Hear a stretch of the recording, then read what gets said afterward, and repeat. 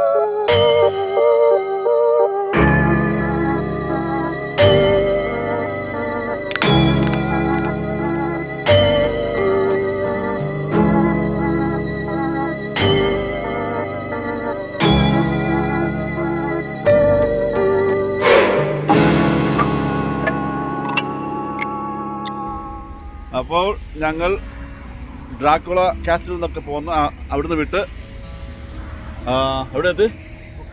Bucharest, the capital of Romania. Okay, അപ്പം അവിടുന്ന് ഏതാണ്ട് ഒരു 3 hours ഡ്രൈവ് ഉണ്ടായിരുന്നു. അപ്പം ഞങ്ങൾ ഇന്ന് ഇവിടെയാണ് സ്റ്റേജ്. ഇവിടുന്നാണ് നാളെ ഞങ്ങൾ അടുത്ത രാജ്യമായ വർണ്ണയ്ക്ക് പോകുന്നത്. ദ ക്യാപിറ്റൽ ഓഫ് ക്യാപിറ്റൽ അല്ല, ബൾഗേറിയക്ക് നാളെ ഞങ്ങൾ പോകും. അപ്പം ഓക്കെ ദെൻ. അപ്പോൾ ഇന്നത്തെ ഞങ്ങളുടെ ഡിന്നർ എവിടുത്തെ ഡിന്നറാണ്? റൊമേനിയയിലെ ഡിന്നർ ഞങ്ങൾ ഇവിടുന്ന് വീട്ടിൽ നിന്ന് ഉണ്ടാക്കാതെ പുറത്ത് കഴിക്കാമെന്ന് വിചാരിച്ചു. അപ്പോൾ ഇതാണ് ഇന്നത്തെ ഡിന്നർ. ഇവിടുത്തെ സ്പെഷ്യലാണിത്.